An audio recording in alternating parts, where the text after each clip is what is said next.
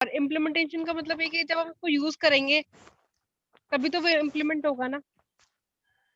नहीं, implementation point of view से अगर हम बात करते हैं सॉफ्टवेयर एनालिसिस से आप क्या समझते हो?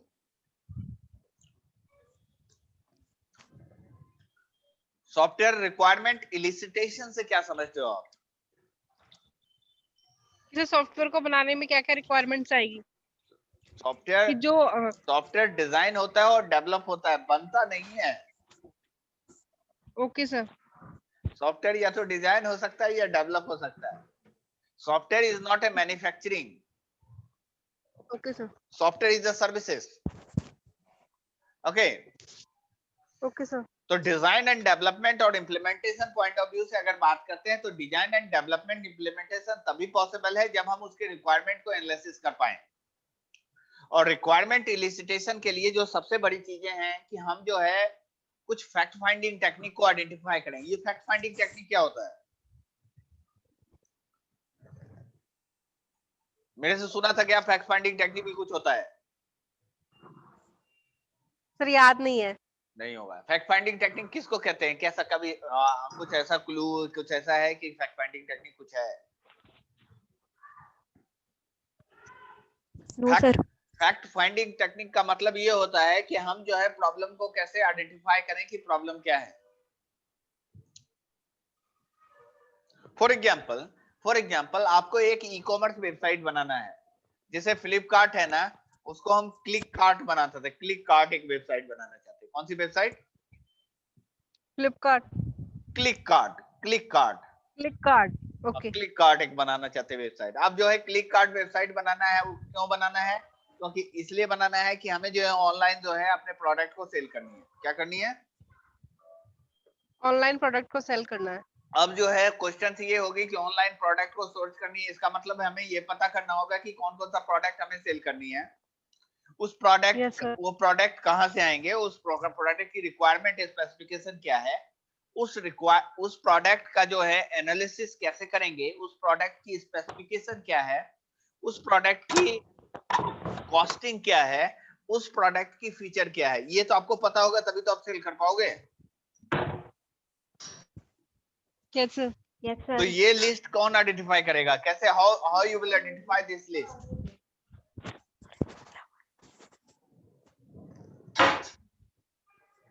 इसके लिए हमने कुछ कहा था कि आपको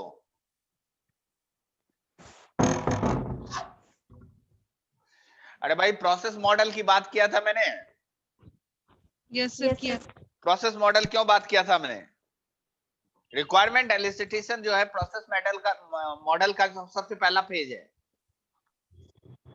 और रिक्वायरमेंट एलिसिटेशन में मैंने आपको कहा था फैक्ट फाइंडिंग टेक्निक हमें आइडेंटिफाई करना होता है। Fact finding it is a graphical representation of और रिक्वायरमेंट्स, या अगर हम बात करते हैं it is a graphical representation of software requirement specification, SRS। ठीक है। अब क्वेश्चन ये है कि हम एसआरएस को आइडेंटिफाई कैसे करेंगे? तो एसआरएस को आइडेंटिफाई करने के लिए हमने कहा था कि ऑन साइट ऑब्जर्वेशन करेंगे, ऑफ साइट ऑब्जर्वेशन करेंगे, ऑन साइट ऑनलाइन इंटरव्यू लेंगे या ऑफलाइन इंटरव्यू लेंगे, या रिपोर्ट राइटिंग लेंगे या क्वेश्चन प्रिपेयर करेंगे। ऐसा कुछ कहा था क्या मैंने? हाँ सर बताया था। हाँ सर बताया था। क्योंकि जब तक आप किसी से बात नहीं करोगे, जब तक आप आइडेंटिफाई नहीं करोगे प्रॉब्लम को, तब तक आपको प्रॉब्लम कैसे पता चलेगा? हाँ, चलेगा क्या पता? नहीं नहीं सर। No sir. अगर आपका प्रॉब्लम पता नहीं चल रहा है, इसका मतलब समथिंग इज, क्योंकि अगर रिक्वायरमेंट आपको नहीं पता चल रहा है तो फिर आप सॉफ्टवेयर को डिजाइन कैसे करोगे? How you will do that? नहीं कर पाएंगे सर। वाटरफॉल मॉडल में मैं पहले ही कहा गया था कि रिक्वायरमेंट स्पेसिफिकेशन हमें पहले आइडेंटिफाई करना होता है। जब तक हमारा रिक्वायरमेंट स्पेसिफिकेशन पूरा नहीं होगा तब तक जो है नेक्स्ट लेवल में हम जा नहीं पाएंगे। ऐसा बोला था क्या मैंने? Yes sir. Yes sir. और इसके लिए जो है और भी दूसरे मॉडल थे जिसमें हमारे मॉडल्स में टाइम डिले प्रॉब्लम हो रही थी। वाटरफॉल मॉडल सबसे टाइम कंज्यूमिंग है और जो है लेंदी प्रोसेस है, जिसके कारण लोग वाटरफॉल मॉडल से नया मॉडल बनाने की कोशिश कर दिया, जिसमें जो स्पाइरल भी है, बिन बाइनरी स्पाइरल है, रैड भी, स्क्रम है और भी बहुत मॉडल्स हैं जिसके बारे में हम लोगों ने डिस्कस किया था। किया था या नहीं किया था? किया था सर। अब उस रिक्वायरमेंट स्पेसिफिकेशन के बाद हमने ये बोला था कि हमें रिक्वायरमेंट को आइडेंटिफाई करना होगा। रिक्वायरमेंट आइडेंटिफाई करने के लिए हमें जो है क्लाइंट से बात करने होंगे, मेरा आपका प्रॉब्लम क्या है। तो उसने कहा कि मेरा प्रॉब्लम ये है कि मेरे को एक वेबसाइट चाहिए, ऑनलाइन वेबसाइट चाहिए, ऑनलाइन प्रेजेंस चाहिए, जिस वेबसाइट के मदद से हम जो है सॉफ्टवेयर को हम अपने प्रोडक्ट को मार्केट में सेल कर पाए। तो फिर आपका क्वेश्चन ये होगा कि आपने प्रोडक्ट को कैसे सेल किया, किस तरह से सेल किया। और अगर आप ये पूछो कि प्रोडक्ट आप सेल कैसे करते हो, किस तरह का प्रोडक्ट आपके पास है, क्या प्रोडक्ट की स्पेसिफिकेशन है, कितने तरह का प्रोडक्ट आप सेल करते हो, वो वेंडर कौन है जो प्रोडक्ट आपको सप्लाई करता है, वो प्रोडक्ट का कॉस्ट क्या है, उसके स्पेसिफिकेशन क्या है, उसका जो है टेक्निकल एस्पेक्ट क्या है, उसका फंक्शनल एस्पेक्ट क्या है, ये क्वेश्चन कौन पूछेगा। और इसके लिए आपको जो है ऑन साइट ऑब्जर्वेशन करके जाना पड़ेगा कि भाई जो बोल रहा है फोन पे क्या सही है कि गलत है, पता नहीं। क्योंकि कभी कभी जो है फोन पे जो रिक्वायरमेंट होती है वो रिक्वायरमेंट ज्यादा अच्छे नहीं क्लियर होते हैं। जब तक हम जो है ऑफलाइन ऑब्जर्वेशन नहीं करके आते हैं कि रिक्वायरमेंट कोई और है, फोन पे कुछ और बता रहा है। कभी ऐसा हुआ है क्या आपके साथ? जैसे फॉर एग्जांपल मीडिया वाले करते हैं, मीडिया वाले कहते हैं रामबाग सर्किल पे जो है ना एक ऑटो की टक्कर हो गई। क्या हो गई? ऑटो की टक्कर हो गई। ठीक है, मीडिया वाले जो है जोर से क्या बोलता है? जयपुर की ताजा खबर, ऐसा बोलता है ना? है? Yes sir. जयपुर की ताजा खबर। और जो है ना एक जो है रामबाग सर्किट में एक ऑटो ने एक ट्रक को मार दिया, ऐसा कुछ बोलता रहता है वो। है? और जब वहां जाते हैं तो पता चलता है कि ऑटो जो है ना एक ट्रक से थोड़ा सा चिपका था और चिपकने के बाद जो है निकल गया, कुछ नहीं हुआ था। लेकिन मीडिया न्यूज क्या सुना रही है? और मीडिया जब सुना रही है तो पब्लिक को क्या लग रहा है? पब्लिक क्या इंफॉर्मेशन दे रहा है पब्लिक में कि पता है रामबाग सर्किट पे इतने बड़े एक्सीडेंट हो गए, कितने बड़े एक्सीडेंट हो गए। फिर अपने दोस्त से बात करता है, पता है आज न्यूज आ रहा था रामबाग सर्किट में बहुत बड़े एक्सीडेंट हो गए, एक ऑटो जो है ट्रक को मार दिया, ये ट्रक वाले ऑटो को मार दिया, पूरा ट्रक ऑटो जो है ना टूट गया, ऐसा बोलता है। तो ये जो इंफॉर्मेशन है, इस इंफॉर्मेशन को आइडेंटिफाई करने के लिए हमें जो है एग्जैक्ट पता करना होता है कि किस तरह की रिक्वायरमेंट है, उस प्रोडक्ट की स्पेसिफिकेशन क्या है, उसकी क्वालिटी क्या है, उसका जो है फीडबैक क्या है, और वो किस तरह के फोटोग्राफ, इमेज, ग्राफिक्स, वीडियो को यूज करता है। अगर नहीं करता है तो हमें ग्राफिक्स, इमेज को बनाने पड़ेंगे, हमें फोटोग्राफ्स बनाने पड़ेंगे, हमें इमेज क्रिएट करने पड़ेंगे, हमें जो है वीडियो बनाने पड़ेंगे, हमें जो है टेक्स्ट बनाने पड़ेंगे, ये सारे क्वेश्चन तैयार करने पड़ेंगे हमें। और यही चीज मैंने क्वेश्चनर में बात किया था आपसे। तो ये रिक्वायरमेंट स्पेसिफिकेशन, और जब रिक्वायरमेंट स्पेसिफिकेशन पूरा हो जाता है तब हम डिजाइन एस्पेक्ट की बात करते हैं। डिजाइन में हम ये बात करना चाहते हैं कि हमारा सॉफ्टवेयर का जो है इनपुट आउटपुट जो स्क्रीन है वो कैसा होगा। जैसे फॉर एग्जांपल आप जो अभी स्क्रीन देख रहे हो, वो स्क्रीन में आपको 3 फोटोग्राफ्स दिख रहे हैं, मतलब 3 जो है अलग अलग दिख रहे हैं। तो ये आउटपुट स्क्रीन है या इनपुट स्क्रीन है? Output screen. आउटपुट स्क्रीन है। आउटपुट है सर। इनपुट स्क्रीन में अभी आपको प्रॉब्लम हो रही थी, आप जो है कनेक्ट नहीं हो पा रहे थे, ऐसा हो रहा था ना? Yes sir. आपको मैसेज कुछ और आ रहा है, मेरे को मैसेज कुछ आ रहा है। अब सवाल ये है कि आप तो ये जूम कर रहे हो कि ऐसा हो रहा होगा, और मैं जूम ऐसा कर रहा हूं कि ऐसा हो रहा होगा। तो जब तक हम जो है दोनों एस्पेक्ट पे रिक्वायरमेंट को नहीं आइडेंटिफाएंगे तब तक जो है हमें समस्या रहेगी और हमारा रिक्वायरमेंट पूरा सही नहीं होगा। तो रिक्वायरमेंट्स हो गए, उसके बाद जो है हम इनपुट आउटपुट और प्रोसेस को ऑन करेंगे, जो हमारा इनपुट मैकेनिज्म है उस मैकेनिज्म को आइडेंटिफाई करेंगे, फिर आउटपुट मैकेनिज्म को आइडेंटिफाई करेंगे, उसके अकॉर्डिंगली हम जो है मेनू डिजाइन करेंगे। मेनू डिजाइन करने का जो है हमारा जनरली हम लोग जो है कोशिश करते हैं कि स्मार्ट ड्रॉ पे डिजाइन करें, लेकिन उसके लिए हमारे पास जो ये सारे रिक्वायरमेंट को समझाने के लिए हमारे पास डीएफडी भी है, ईआरडी भी है, और जो है कॉन्टेक्स्ट फ्री डायग्राम भी है, और सबसे बड़ी बात है यूएमएल भी है। ऐसा बोला था क्या मैंने? Yes sir.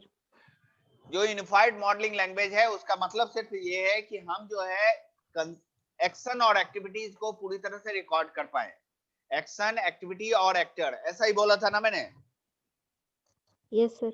तो एक्शन, एक्टिविटी और एक्टर को आइडेंटिफाई करने के लिए मैंने जो है मेडिकल प्रैक्टिशनर के लिए रिपोर्ट बनाया था, और उसमें हम आपको दिखाए थे कि कैसे हम जो है केस स्टडी तैयार करते हैं और कैसे हम रिक्वायरमेंट आइडेंटिफाई करते हैं through the UML. Yes sir. अब इस यूएमएल के मदद से हम क्लाइंट को इजीली समझा सकते हैं, और क्लाइंट ही नहीं डेवलपर को इजीली समझा सकते हैं कि हमारा सॉफ्टवेयर क्या होगा और हमें किस तरह का एक्शन देने हैं। फिर जब मैंने डिजाइन एस्पेक्ट की बात किया था, उसके बाद हमने उसको लेके चले थे इम्प्लीमेंटेशन पे, ऐसा ले गया था मैं।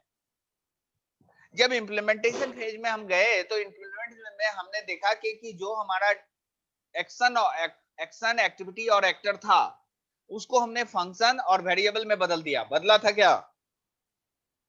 Yes sir. तो जो वेरिएबल्स हैं और जो फंक्शंस हैं, मेंबर फंक्शन, उसको आप दिखने लगा था, और बाद में जो है उसी इंप्लीमेंटेशन को थोड़ा सा और एक्सपेंड हम लोगों ने किया था, तो आपको ये भी दिखने लगा कि जो हमारा क्लास है, क्लास में हमारा वेरिएबल्स और मेंबर फंक्शन ऑटोमेटिकली इंडोर हो रहे थे या नहीं हो रहे थे?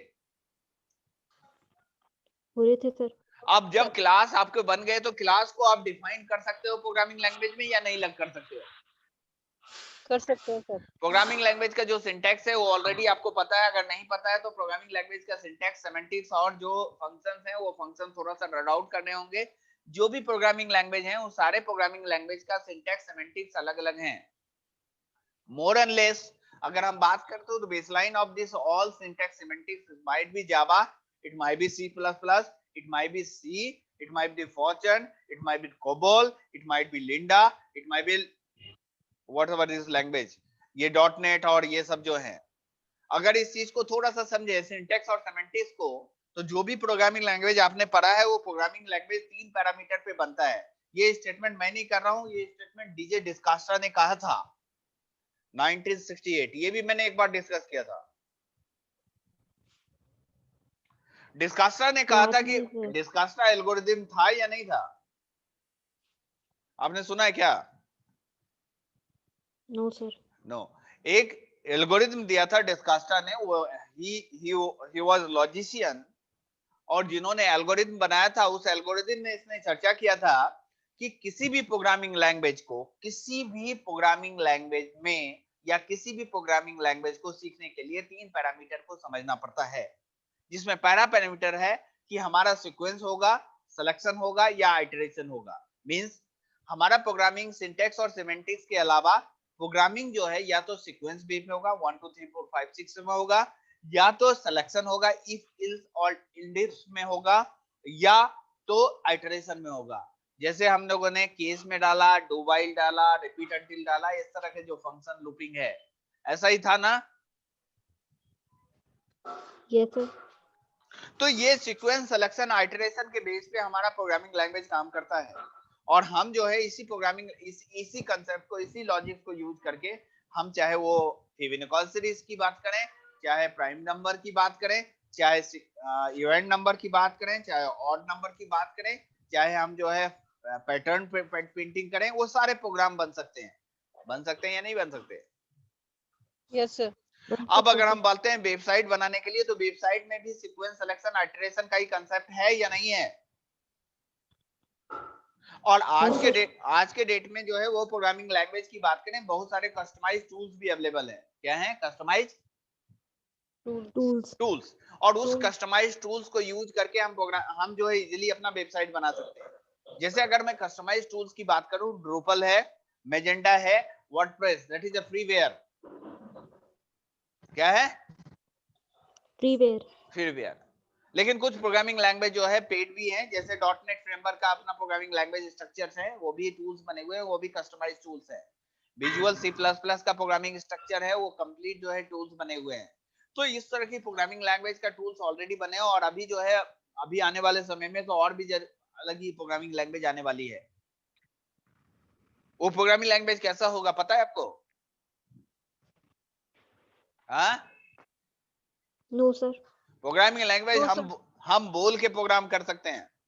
जैसे प्रोग्राम आप उसको बता दो कि मेरे को फिबोनाची सीरीज का प्रोग्राम बना के दो, वो बना के दे देगा। तो फिर आप क्या करोगे? फिर सर जो सॉफ्टवेयर टीम और इन सबकी जरूरत ही नहीं पड़ेगी। नहीं, उसमें ऑटोमेटेड टूल मतलब एक्सपर्ट की जरूरत पड़ेगी। अच्छा। आप ये बोलोगे कि भैया मेरे को एक वेबसाइट बनानी है, तो वो पूछेगा ठीक है कैसी वेबसाइट बनानी है। आप बोलोगे कि मेरे को जो है एक शॉपिंग कार्ट की वेबसाइट है, वो पूछेगा क्या ठीक है आप शॉपिंग कार्ट की वेबसाइट बना तो उसमें कौन कौन सा टूल्स रखना चाहते हो, वो आपको देगा। आप उसको सेलेक्ट कर लो, सेलेक्ट करके आपने दिया, या सेलेक्ट नहीं करते हो तो आप केवल स्क्रीन पे फोटो बना दो, इमेज बना दो। समझ रहे हो? और जैसा Yes, आप sir. डिजाइन करोगे वैसा कोडिंग करने लगेगा वो। सर आप मशीन लर्निंग की बात कर रहे हैं। मैं मशीन लर्निंग की बात नहीं कर रहा हूँ, मैं बात कर रहा हूँ टूल्स एंड टेक्निक की। मशीन लर्निंग और artificial intelligence is the concept. Okay, क्योंकि मैं ऐसा बात इसलिए आपको बता रहा हूं कि आप नए चीज को भी समझें। मशीन लर्निंग जो है कोई ऐसा हिडन एजेंडा नहीं है। मशीन लर्निंग क्या, आप कंप्यूटर को सिखा रहे हो प्रोग्रामिंग लैंग्वेज, वही तो मशीन लर्निंग है। यस या नो? Yes sir. कंप्यूटर को आप जो भी इंस्ट्रक्शन दे रहे हो, वो इंस्ट्रक्शन क्या है? कंप्यूटर इज अ मशीन, आप उसको सिखा रहे हो, कंप्यूटर सीख जाएगा, सीखने के बाद आपको बोलेगा कि हम आपसे ज्यादा स्मार्ट है। ऐसा हुआ था ना, रोबोट देखा था, रोबोट कौन सी मूवी थी, रोबोट 2.0? Yes sir. आपने देखा था ना? Yes sir. तो वो भी तो मशीन था। उसको जो है मशीन लर्निंग का यूज आपके जैसा Yes, sir. एक्सपर्ट लोग ने उसको सिखा दिया, फिर उसने सोचा कि यार मैं तो बहुत ज्यादा पावरफुल हूँ। तो कहने का मतलब machine learning is nothing, machine learning is just like आप जो है इंस्ट्रक्शन जो फीड कर रहे हो, जो प्रोग्रामिंग लैंग्वेज यूज कर रहे हो, उस प्रोग्रामिंग लैंग्वेज के मदद से आप कंप्यूटर को सिखाना चाह रहे हो कि कंप्यूटर कैसे बिहेव करे। और आज के युग में जो अभी एज ऑन डेट जो डिमांड चल रही है और जो रिसर्च चल रहा है हमारे सॉफ्टवेयर इंडस्ट्री में, उसमें सीधी सी बात है कि हम विजुअल कम्युनिकेशन को पूरी तरह से यूज करना चाह रहे हैं। हम जैसा स्ट्रक्चर बनाएंगे, जिस तरह का स्ट्रक्चर बनाएंगे, वो स्ट्रक्चर डिजाइन का आप बोलोगे कि भैया एक जो है ये इस तरह का एक्शन है और इस एक्शन को ये परफॉर्म करेगा, तो वो जो है आपको ऐसा एक्शन लिखेगा, सेलेक्ट देगा, आपको केवल ड्रैग एंड ड्रॉप करना है, आपका प्रोग्रामिंग लैंग्वेज प्रोग्राम बनके तैयार हो जाएगा। फॉर एग्जाम्पल मैं एक चीज बताऊं आपको, मैं स्क्रीन शेयर करता हूं थोड़ा सा, आप देखना। देखो एक मैं आपको स्क्रीन शेयर करके दिखाता हूँ, तब आपको समझ में मैं क्या बोलना जा रहा हूँ। ये रही स्क्रीन, ये वर्ड फाइल कोई है क्या खुला हुआ, ये फाइल खुली हुई है। अब यहाँ पे मैं दिख रहा है क्या कुछ फाइल, दिख रहा है क्या फाइल? No sir. यस हाँ सर, सर, दिख रहा अब है। दिख रहा है। दिख रहा है? Yes, yes sir. sir. दिख रहा है ना कुछ? दिख रहा है यस क्या? Yes, sir. दिख रहा हाँ है सर. ना? मैं इसको सेव एज कर रहा हूँ, ये वर्ड फाइल है, क्या है ये? Word word file file. है ना, मैं इसको सेव कर रहा हूँ। देखना, आप देखना, आप देखना, अभी आप देखना कि क्या हो रहा है। इसको हमने डेस्कटॉप पे ले गया और डेस्कटॉप लाने के बाद मैं इसको जो है XML डॉक्यूमेंट में सेव कर रहा हूँ। ठीक है, चलो XML डॉक्यूमेंट में सेव कर रहा हूँ इसको। ठीक है, XML डॉक्यूमेंट में सेव कर रहा हूँ, डेस्कटॉप पे गया और इसको सेव कर दिया। ओके, अब इसको मैं बंद कर देता हूँ।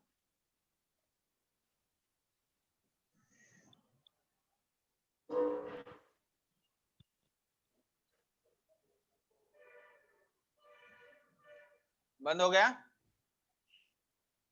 बंद हो गया? Yes, sir. Okay. Yes Yes, sir. sir. अब जो है मैं आपको कैसे दिखाऊं कि अब मैं इसको जो है उस सिस्टम पे जा रहा हूं जहां पे हमारा फाइल है, जहां पे हमारा फाइल है, और वो फाइल पे जब हम गए तो वहां पे जो आपका फाइल है वो बिल्कुल अलग हो गया XML डॉक्यूमेंट में। और वो डॉक्यूमेंट को अगर हम .htm फाइल से सेव कर दें, किससे? Dot Dot HTM. HTML. .htm code से सेव कर दें, और उसके बाद हम उस फाइल को अगर ओपन करते हैं नोटपैड पे, किस पे? नोटपैड में। नोटपैड पे। Notepad. तो आपको जो स्क्रीन मिल रहा है वो स्क्रीन क्या मिल रहा है जरा देखिएगा। ये स्क्रीन आपको मिल रहा है, ये क्या है? ये जो आपने अभी स्क्रीन देखा ना, सर कोड। देखा क्या कुछ? कोड है सर। ये कोड जो है ये बन गया कि ये फाइल ये है। अब इस फाइल को अगर हम सेव एज फिर अलग उसके नाम से कर देंगे तो वो डॉक फाइल हो जाएगा। अब ये HTML फाइल हो गया। क्या हो गया? HTML file. HTML फाइल हो गया। HTML ये file. Web save as the web page हो जाता है। अब अगर हमें इसी फाइल को थोड़ा सा अगर इम्प्लीमेंट करने की बात करूं, आप देखोगे ये स्क्रीन पूरा नहीं होता क्या? स्क्रीन से होता तो है।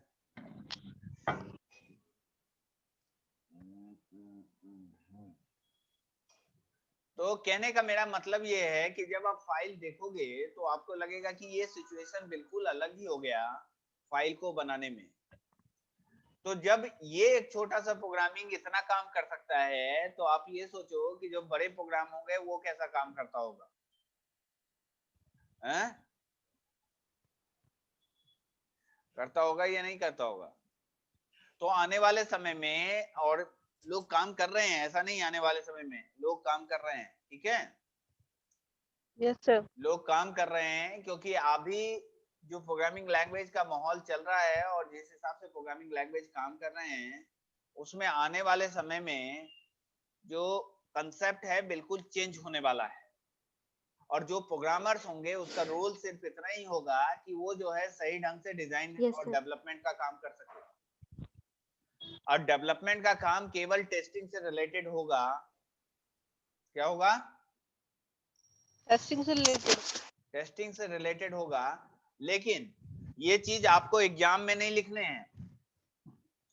जो मैंने चर्चा किया है ये आपके नॉलेज के काम आएंगे, आपके एग्जाम में नहीं। मतलब कि आपके जो है कैरियर में काम आएंगे। एग्जाम में आपको वही लिखने हैं जो मैंने नोट्स दिए हैं, ठीक है? ठीक है सर। नहीं तो क्या है, दूसरे टीचर जो है बोलेंगे कि पता नहीं। अब टीचर को उतने नॉलेज होगा नहीं, और वो टीचर जो है मान लो कि सबाई मानसिक स्कूल का टीचर होगा, तब क्या करेगा वो? हैं? देखो मैं किसी का नाम बदनाम नहीं कर रहा हूँ, मेरा कहने का मतलब कि वो टीचर जो है जो किताब में पढ़ा है वही तो बताएगा। Yes sir. अब किताब में जो पढ़ा है, किताब 10 साल नहीं, 20 साल नहीं, 25 साल 30 साल पुरानी है, वो चाहता है आंसर भी उसी 30 साल पुरानी हो, तब क्या होगा? और स्टूडेंट जो है 2020 का है और उसको लिखना पड़ रहा है 1990 1900 मतलब 1990s और 2000 के दशक का स्टेटमेंट, 20 साल पुरानी स्टेटमेंट लिखनी, क्योंकि किताब भी उसी समय डिजाइन हुई थी। Yes sir. नए वाले बुक जो है उसने पढ़ा नहीं क्योंकि उसको समय नहीं है। और जब उसने नहीं पढ़ा तो आंसर तो वो ढूंढेगा वैसा ही ना जैसे उसको आता होगा। Yes sir. और अगर आपने उस ढंग से नहीं लिखा तो फिर उसको लगेगा ये कुछ गड़बड़ है, ये ज्यादा एडवांस बन रही है या इसको कुछ आता ही नहीं है। Yes, sir. जबकि सच्चाई कुछ और है। किसको क्या नहीं आता ही तो बात की चीज है, हाँ? Yes sir. तो मैंने इस चीज को फेस किया है, मैंने देखा है कि बहुत सारी चीजें ऐसे भी होते हैं जिस चीज को आप अगर सामने वाले को समझा नहीं पाए तो दिक्कत है। तो मेरे हिसाब से जो नोट्स लिखे हैं वही निकला है एग्जाम में, और कोशिश करना है कि उसको ज्यादा से ज्यादा डायग्रामेटिक रिप्रेजेंटेशन करें। और जितना ओके ज्यादा सर। डायग्रामेटिक रिप्रेजेंटेशन आप करेंगे उतना अच्छा नंबर मिलेगा। मैं अपना एक्सपीरियंस शेयर करूं, अराउंड जो है लगभग 50,000 कॉपी मैंने एवेलुएट किए होंगे इस दौरान। मेरा एक अनुभव ये कर रहा है कि मैंने बच्चे को जो है, आप लोग को 3 घंटे का समय मिलता है, लेकिन मैं जो हूँ जब कॉपी चेक करता हूँ तो मात्र 1 मिनट का समय देता हूँ उसमें। तो 1 मिनट में आपके पूरी चीज पढ़ लूंगा क्या मैं? No sir. तो No, फिर sir. नंबर कैसे दे दिया मैंने?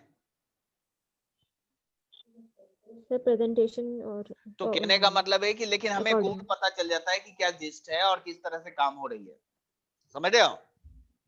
तो Yes, sir. obviously during the writing of the examination code and examination paper आपको थोड़ा सा एम्फेसिस देना पड़ेगा कि हम जो है वास्तव में आप समझा रहे हो एबुलेटर को। किसको समझा रहे हो? एबुलेटर को समझा रहे हो कि आप आपको कुछ नहीं आता है, मैं जो लिख रही हूँ या लिख रहा हूँ वही सही है। हाँ, तो आप अपने कन्विंस sir. आप उसको कन्विंस करने का मैकेनिज्म बनाओगे कि नहीं बनाओगे? बनाएंगे सर। Yes. और जब आप उन्हें उसको कन्विंस करने का मैकेनिज्म बनाओगे, इसका मतलब ये है कि आपको उस समय तो आप बोल के तो बता नहीं सकते उनको, वर्बल कम्युनिकेशन तो हो नहीं रहा है, यस सर। वो कम्युनिकेशन रिटर्न कम्युनिकेशन हो रहा है। और रिटर्न कम्युनिकेशन मेरे को क्या पता आपको नॉलेज है या नहीं है, कैसे पता चलेगा? आंसर की प्रेजेंटेशन सर। कभी कभी तो ऐसा भी होता है कि बहुत इंटेलिजेंट बच्चे होते हैं, वो फेल हो जाते हैं।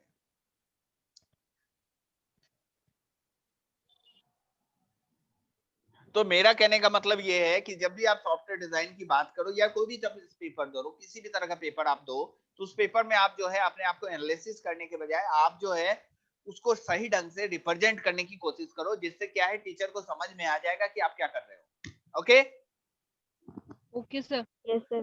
तो एनालिसिस, डिजाइन, डेवलपमेंट, इम्प्लीमेंटेशन और प्रोसेस मॉडल्स, ये सारी चीजें हमने क्लास में डिस्कस कर लिया, यूएमएल क्लास में डिस्कस कर लिया है। लेकिन फिर भी अगर कोई समस्या है तो मेरे को बताना, ठीक है? Okay, yes sir. sir. Okay, take care, Thank you, sir. Thank you. Thank you sir.